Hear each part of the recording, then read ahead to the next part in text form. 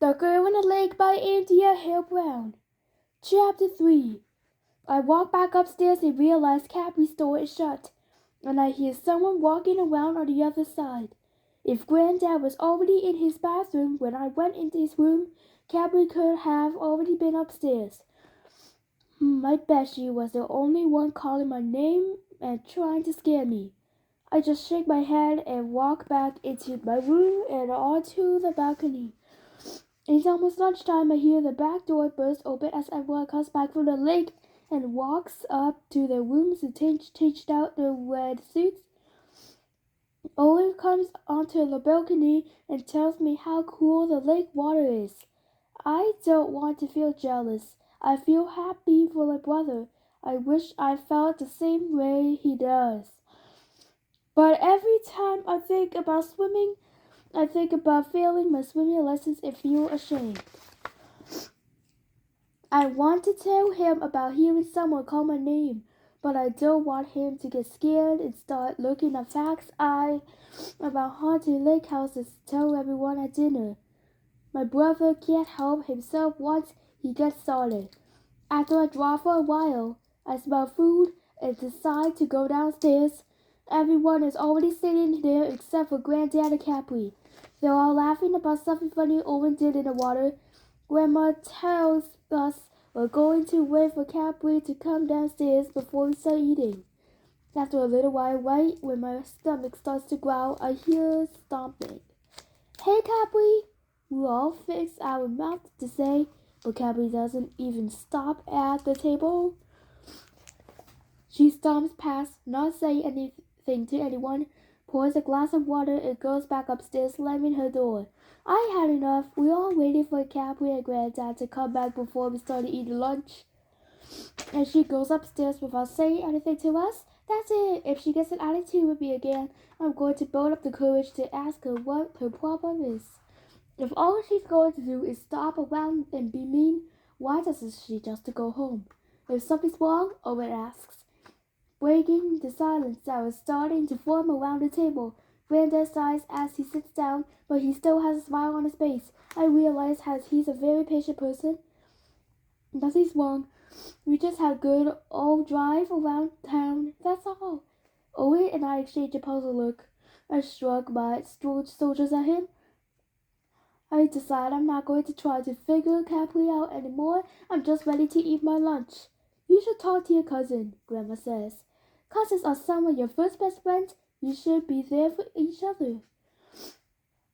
I don't know about all that. I already have my best friends at back to school and Owen. Now let's eat and let some of this good food clear the air, Granddad says. Looking toward the stairwell. She'll be down soon. Don't you worry, nobody can resist your Grandma's cooking. He sits down and we close our eyes and say grace. Sure enough, when I open my eyes, Capri is sitting in front of me.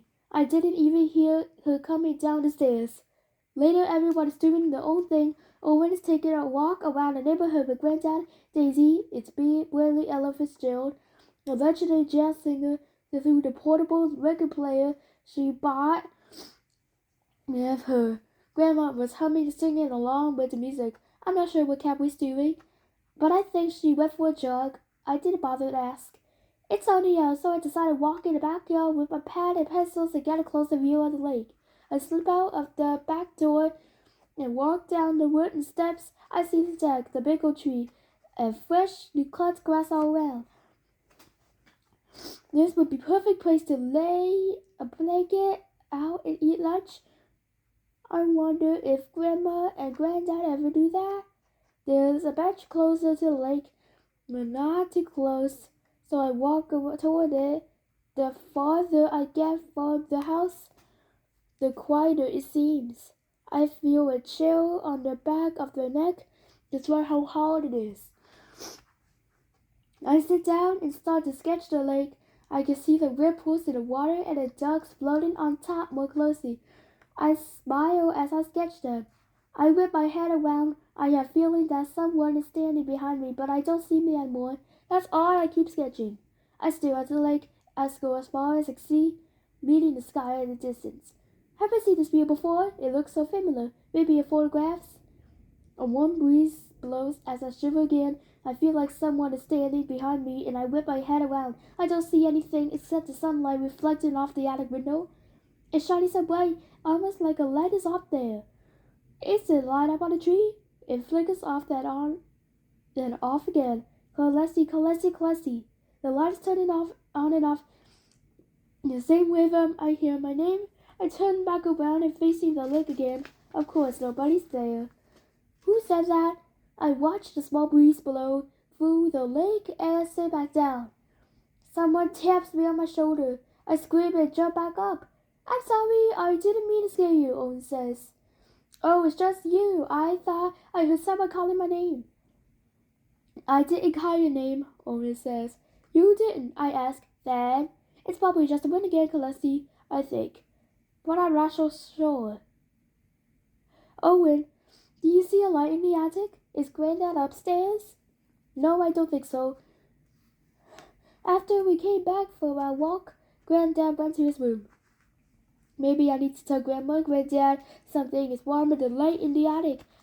How was your walk with Granddad? I asked, trying to keep my mind off the attic and my name on the wind. It was great, except for the fact that he tried to get me to go on a walking trail in his woods. He points to the group of trees at the edge of the backyard, but it's okay. He doesn't know that I don't do mountain lions. Owen, I doubt that there are mountain lions anywhere around here. The sunlit sparkles on the attic again, catching my attention. I really thought I saw the light up here. Are you sure no one's upstairs? Everyone's downstairs now, all except for Capri. I heard her in the room. Capri, I started to make sense. I bet she was the one calling my name yesterday and the one playing in the attic today because she knows I'm outside. I bet she's in the attic trying to scare me, I tell Owen. You think she tried to scare you? Owen asks. Why? She's been mean to me as soon as we got here, I say. Yeah, she has been in a pretty bad mood, Owen shrugs. Teenagers. Anyway, can I see a drawing? I show Owen the drawing that I came up with out here. Just to be over the lake, the sunlight, and the ducks. This is great, he says. Does this mean you get to the lake this week? I sigh. I don't know, Owen. I just don't care anymore after my last swimming lesson. And now I've been having a weird dream about falling in water. Owen is the first person I told about my nightmare. It makes me want not to learn anymore, at least until that nightmare goes away. Or maybe you'll have it backward, Owen says. Maybe your dream will go away the more you get into the water. I didn't think of that. Maybe you're right, is all I say. Colessi, my heart thumps. Owen! We turned around and see Grandma standing at the back door. Maybe she was the one who called my name earlier. Yes, ma'am, we answered back. Y'all already in that lake, what are you? Nope, Colesti's still drawing. Owen points to the sketch pad. Grandma smiles. Oh, okay, just checking on you. She closes the screen door but leaves the actual door open probably to let some air in. Let's go inside, I say Olin, and I walk back to the house. But I can't help but notice the sunlight shining on the attic again and the feeling that someone is right behind me about to call my name. The end. Thanks for reading. Chapter 4 will be releasing soon.